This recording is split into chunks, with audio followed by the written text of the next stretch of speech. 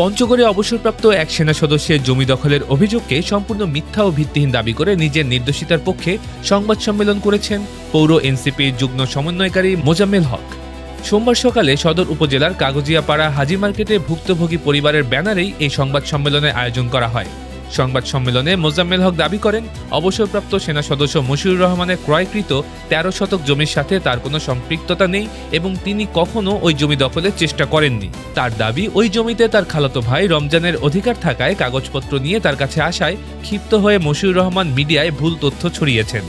এমনকি মশিউর রহমান তাকে আসামি করে আদালতে যে মামলা করেছিলেন, আদালত সেই মামলায় মশিউরের বিরুদ্ধে নিষেধাজ্ঞা দিয়েছেন বলেও তিনি উল্লেখ করেন। সংবাদ সম্মেলনে মোজাম্মেল হকের মা মহিলা খাতুন এবং স্থানীয় বাসিন্দা হাজি আকবর আলী, আলফাজ উদ্দিন ও আব্দুর রশিদও বক্তব্য দেন। তারা জানান, ১৯৬২ সালের রেকর্ড অনুযায়ী ওই ৭৬ শতক জমির প্রকৃত মালিক তারা হলেও ভুয়া সনদে তা বারবার কেনাবেচা হয়েছে, যা নিয়ে আদালতে আরএস রেকর্ড সংশোধনের মামলা প্রক্রিয়াধীন রয়েছে। আর এই ভূমিদস্যু মশিউর রহমান আমার নামে অপপ্রচার, মিথ্যা বানোয়াট প্রচার করে বেড়ায়, একজন তীব্র নিন্দা জানিয়ে। আমার মূলত ওনার সাথে আমার সমস্যা হয়েছে, আমার মা আর ওনার ভাইরা একসাথে পাশাপাশি বাসা। এই মায়ের খোঁজ নিতে যায় দেখি মাকে মারতেছে। এই মর্মে আমার মা বাদী হয়ে, আমার মায়ের ৭৫ বছর বয়স, আমার মা এই হসপিটালে নিয়ে যায় এবং ওর নামে একটা মামলা হয়। মামলায় সে ওয়ারেন্ট ছিল, ১-১.৫ মাস সে পলাতক ছিল। এই জামিনে আসে, একটার পরে একটা মিথ্যা মামলা দিচ্ছে আর অপপ্রচার করতেছে, অথচ ওই জমির সাথে আমার কোনো সম্পর্ক নেই।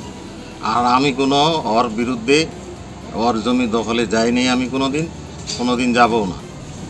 কিন্তু ও আমাকে হেয় প্রতিপন্ন এবং আমাকে সমাজে এই হেয় প্রতিপন্ন করার জন্য আমাকে সে এই অপপ্রচার এবং মিথ্যা বানোয়াট প্রচারটা চালাচ্ছে। এর জন্য আমি তীব্র নিন্দা এবং প্রতিবাদ জানাই। জমিটার বিষয়টা হলো, আমার খালাতো ভাই কিনছে। ওই খালাতো ভাই আমার বাসায় কাগজ দেখাই দিয়ে, তারপরে ওনার গণ্যমান্য সহ সাথে একদিন বসছিলাম, বসে দেখি যে ওনার কাগজের মধ্যে অনেক ত্রুটি। এই কথাটা বলাতে উনি আমার উপরে আরও ক্ষিপ্ত হয়ে যায় এবং একে একে ৩টা মামলা আমার নামে ২ নম্বর আসামি করে মামলা করে। একটা মামলা ১৪৪-৪৫ সেটা খারিজ হয়ে যায়, অথচ সংবাদ সম্মেলনে বলে, প্রচারে বলে যে সে মামলা করছে। ওই মামলাটার এই যে কাগজ, এই মামলাটা ওরে পরে নিষেধাজ্ঞা আসছে। এইগুলো একটা। আরেকটা হলো, উনি ভূমিদস্যু, এই মশিউর সেনা সদস্য একজন ভূমিদস্যু এবং সে ইয়াবা ব্যবসায়ী এবং সে বড় ইয়াবা চালান কক্সবাজার থেকে আনে এই এলাকায়। ওনার ভাইরা সহ, তালেব বিডিআর সহ উনি এইখানে ব্যবসা বাণিজ্য করে পঞ্চগড়ে। আর ওনার নাকি অনেক টাকা আমাকে দেখে নিবে, আমার লোকজনকে, পরিবারকে দেখে নিবে। আমি হুমকি দেয় এবং কি আমাকে প্রাণনাশেরও হুমকি দিছে। সে ভাড়াটিয়া লোক দিয়ে আমাকে মারে ফেলবে। আর যাদের সাথে জমির সম্পর্ক, তাদের নামে শুধু মামলা দেয় কিন্তু অপপ্রচার করবে না। অপপ্রচারটা আমার বিরুদ্ধে। ওই যে মা একটা মামলা করছে, আমার মা 1064 জিআর, সে ওইটা ওয়ারেন্ট ছিল, ১-১.৫ বছর সে পলাতক ছিল, ১-১.৫ মাস সে পলাতক ছিল। এই জন্য আমি সেটা নিন্দা জানি। আর ও যেটা বলছে যে ওনার জমিতে আমি বাধা দিছি, তারপরে ওনার বাড়ি ঘরের জন্য বাধা দিছি, এটা সত্য না। এটা আজ অবধি কোনো লোক প্রমাণ নাই। এবং কি উনি যে বলতেছে যে আমি ওনার জমির উপরে গেছি, কোনো ছবি, কোনো ভিডিও আমি পাওয়াটা পর্যন্ত ফেলিনি। এইসব মিথ্যা কোনো সাক্ষী ছাড়াই উনি আমাকে এইভাবে একটা সংবাদ সম্মেলন করে নিউজ করছে। এটা আমি একজন বড় ব্যবসায়ী, আমি পঞ্চগড় জেলা শিল্প মালিক সমিতির সাধারণ জেনারেল সেক্রেটারি। আমার 20-25 বছর কাপড়ের দোকান করেছি, আমার ঠিকাদারি প্রতিষ্ঠান ছিল। কিন্তু আমাকে এই হ্যায় প্রতিপন্ন করার জন্য, মানুষের কাছে ছোট করার জন্য এই নিউজগুলা। আর এই সামান্য জমির জন্য আমি এখানে যাব? আমি একজন ব্যবসায়ী, আমি একজন সহজ সরল মানুষ। আর বাকি যাদের ওখানে সাইনবোর্ড লাগিয়েছে, যারা জমির মালিক, তারা এখন কথা বলবেন, তাদের কাছে শুনবেন এবং জানতে পারবেন। 1037 যাত্রা, এটা হলো 33 শতক জমি। 33 শতক জমির মধ্যে এটা আজর নামে একট,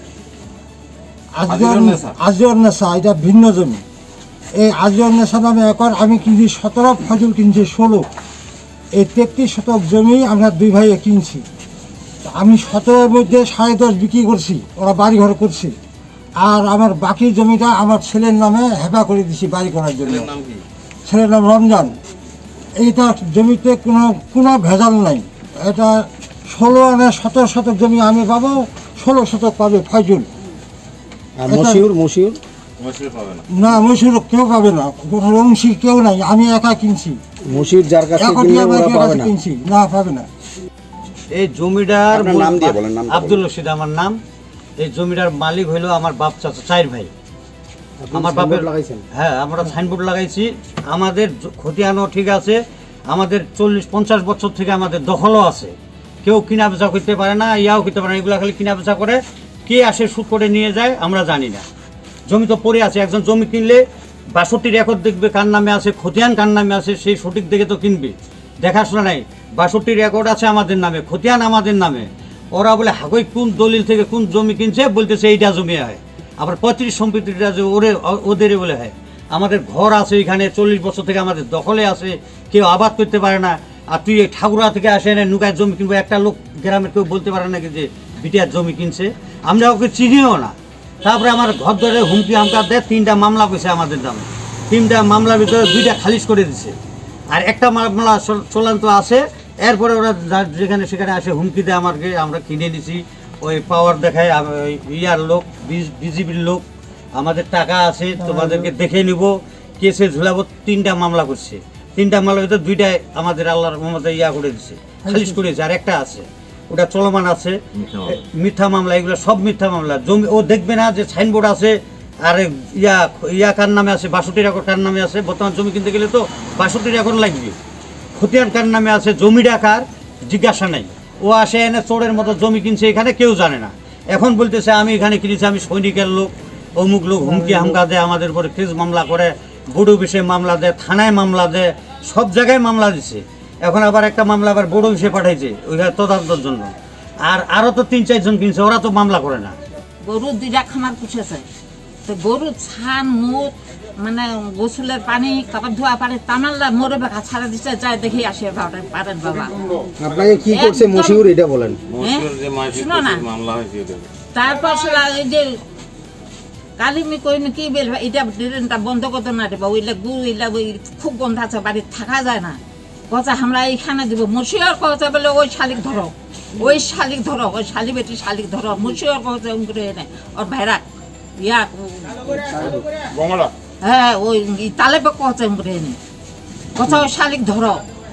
আচ্ছা তাহলে হ্যাঁ, আর টাটি খান্দে কানা আছে, কানা খান্দে এমন দিলে নাটি খান্দে ঠ্যাং খানার মোট বেশি যায় না। মশিউর আপনাকে কি নির্যাতন করছে না মারপিট করছে না কি করছে, এটা বলবেন আপনি।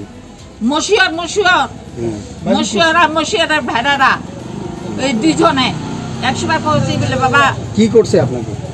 ওই যে ঢালের পানি, গরুর ছানের পানি, গরুকে ধোয়া পানি, তামালা আমার এগিনা দেশ আছে, এগিনা দেশ বাবা এই পাখা দেন না, তো ওই পাখা না বন্ধ করে দাও, মানে পাইপ দিছে মরে বেখায় পানি যাচ্ছে, ছানের পানি, কাপড় ধোয়া পানি, গোসল করা পানি, এটা বাধা দিবা যায় না। ওই মশিয়ার হুকুম দিলে তালে বিদিয়া ওই আসে না, নাঠি আনতে গুতা দিলে পাঠাতে।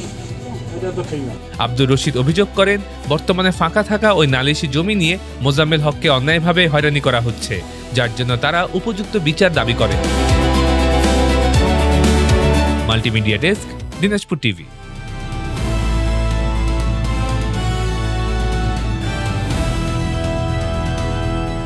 দিনাজপুর টিভি, মানুষের জীবনের কথা বলে।